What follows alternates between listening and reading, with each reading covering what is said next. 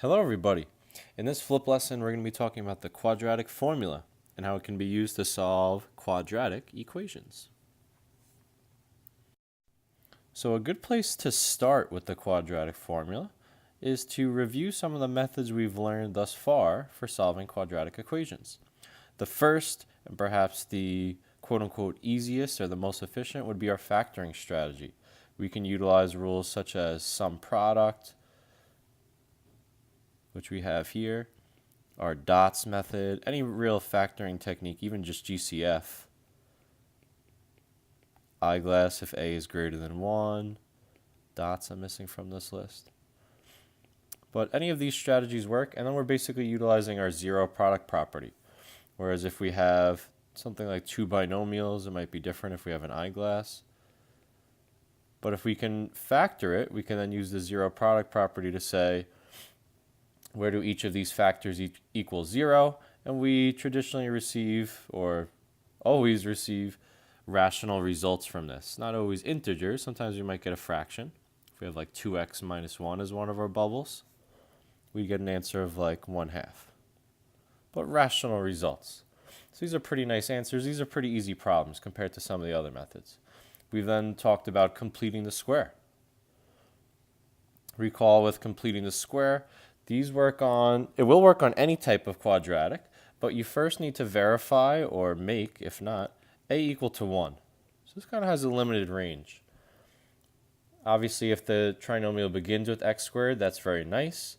But as we'll see with some of the problems today, what if it's something like 3x squared and it doesn't divide out nicely? We've already seen odd values of b. In this case, we have an even value, but since the formula involves us kind of chopping this number in half and then squaring it, odd values can be even a little frustrating or time-consuming because we're then dealing with either decimals or, as I recommended, improper fractions. So obviously, completing the square has some limitations here. In this case, we'd want to find our number, so remember that's associating with b over 2 squared. Or if we draw our box here, it'd be something like, hey, this is x squared. We're going to chop that value of b into two congruent rectangles, each of 4x. This is where the name even makes more sense. If we're completing this to be a perfect square, chopping the 8 in half gave us two rectangles to get very close, but we're always missing that little piece here. In this case, it would be 16. So we'd add 16 to either side, and then we're utilizing the square root property once we can factor it like something which would be here like x plus 4 squared. Notice we added it to both sides. We get two answers because we do our plus and minus. We simplify radicals. So very closely connected is completing the square to the square root property itself. Now the quadratic formula today. So obviously this is new. We haven't learned how to do it yet. We're going to see a model of examples and some steps that you guys are going to write down. But the quadratic formula is your universal tool, would be the best way to describe it. While it's not always the most efficient, it will always work. It's not like completing the square where we have to say, hey, can we do this here? Or is it a little bit annoying with these particular numbers? It will always work. It will always be the same type of process. It's not like there's easy examples and hard examples. Obviously, there is some trade-off. If something's factorable, quad formula, is going to be a little bit more work than you just double bubbling it and doing a quick sum product. But it is universal in that sense, which is why some people tend to favor it once they've learned all the methods. The decision's really up to you. But this is just a quick snapshot of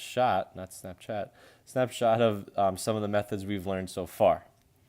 After this lesson today or tomorrow in class, we're going to have a lesson where we talk about you deciding or you making the decision. Other than us doing these 3 lessons individually, you deciding for a particular question which would be the most efficient. Sometimes it's not choice, sometimes it is, but we're going to deal with that in a separate lesson.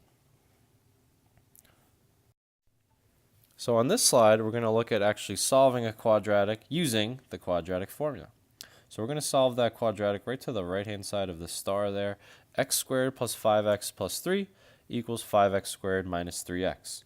Note that my steps are kind of written in a sequence of kind of box shapes here. You can write the steps however you like, and we're going to get started right away. So the first step is going to be similar to the steps of some of the other types of strategies like factoring and completing the square. The first step is basically cleaning it up. You're not always going to be presented with a quadratic that is equal to 0. We want to get it in that standard form. So what is standard form? We should have a quadratic that looks like this. Written with a trinomial on the left-hand side, whether or not B or C are there, but A has to be there, a squared term must be there, and it must be equal to 0. So I'm just going to rewrite what we were given here, and I'm going to choose to move everybody to the right-hand side. If you started step 1 a little differently, and you chose to move everything to the left-hand side, your kind of steps in the middle would be a little bit different. However, your answer should be equivalent. In other words, it's not like you get it wrong because you decided to move your variables to the opposite side. Just like when you solved the linear equation, if you moved them to the opposite side, it looked a little different throughout, but you ended up getting the same final answer. Okay, that's squared minus 8x minus 3. And once again, this was getting it in standard form equal to 0. I chose to move everything to the right just to keep a positive, basically. And it wouldn't make a difference if you did move it to the left. So now that it's in standard form, I can clearly identify what my A, B, and C values are. I can only do this once it's in standard form.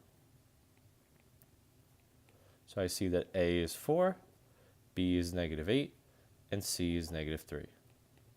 I could not do this by looking at the original question. I can't do this and say like, hey, B is 5, C is 3. I can only do this once it's in standard. Okay, so that's step 2. Step 3 is actually going to involve us applying the formula by plugging in those values that we just identified. You're not responsible for memorizing the formula. I would obviously write it down the first few times that we do it. I've always found in the past that even though you aren't responsible for memorizing it, it was actually required. Even as early as when I took the exam, you did used to have to memorize this. Now you guys are given this on your reference sheet. However, I feel, like I said, the more comfortable you are with this, not saying that memorizing is going to be a test question or something like that. I'll provide it for you. The Regents will provide it for you. But the more comfortable you are with this, the better. It's going to help when we come down to like step 4 and other things with simplifying and not making any algebraic mistakes or arithmetic mistakes, I should say. And now magically I've solved the rest of this problem. Now I've just gone ahead and plugged in the numbers to save some time. So let's take a look at what happened here. So notice I did use parentheses. I'm plugging in negatives like I mentioned earlier, especially if we look under the radical right here. Remember when we square something, we get a little tricky sometimes with how we type that in the calculator or how we evaluate that. -8 squared, I want to indicate that's going to turn out to be a positive 64. Okay. I like to, before I even zoom in on step 4, do just the cleanup in terms of your multiplying and your adding. Worry about the radical kind of second. So I multiplied 4 times -3 to give me, it was -48, but then I am subtracting it. So subtracting a -48 is how the plus sign, you might be saying, where did a plus sign come from if the formula had a subtracting sign? Because we're subtracting a negative, or basically a double negative. Okay, even the very lead coefficient over here, the lead constant term, turns into a positive, even though the formula looks like it's going to start with a negative. Once again, double negative kind of effect taking place. So now we can look at step 4, which was, once we do all that math and have everything cleaned up, actually simplifying the radical. So I added 64 and 48 to get 112. And I stopped right here. Okay, step 4 is going to be to simplify the radical and also the denominator.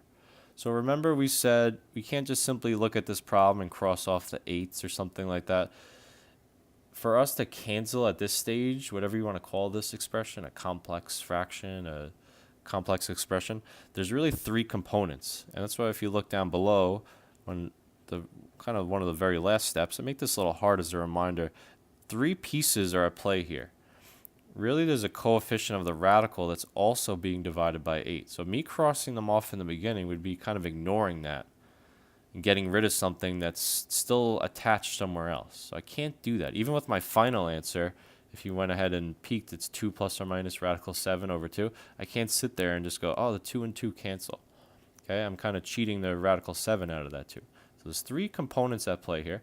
Going back to the radical itself, test it out. You might sit there and go, oh, if 4 goes in, but if you test out a few values, you'll see that 16 is the largest perfect square that goes into 112, and it goes in 7 times. Test it out through division on your calculator if you're not sure. Run through your perfect squares.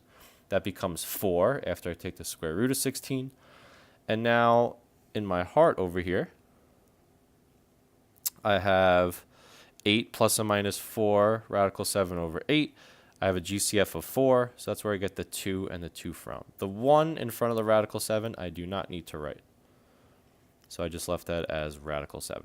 So this is walking through a problem of using the quadratic formula to solve a quadratic equation. If you didn't already, please write down the steps. If you want to have this example in there to use as a model, I'd recommend that also. All right, and on this slide, I'm going to leave it to you guys to run the show. You're going to be copying this example. You're going to use quadratic formula to solve that expression in the box there. Do not use any other techniques like completing the square. Once you start get going with this, you're going to see that completing the square probably wouldn't be your first choice anyway. But use quadratic formula, express it in simplest radical form. So remember to simplify, even simplify your denominator when possible. Some prompts should pop up for you to submit your answers, but remember you can come in tomorrow. Be prepared with any questions, anything that didn't click with you, anything you're not understanding.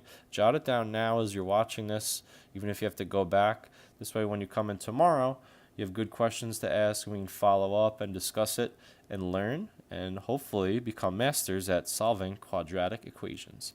Thank you guys for watching and have a marvelous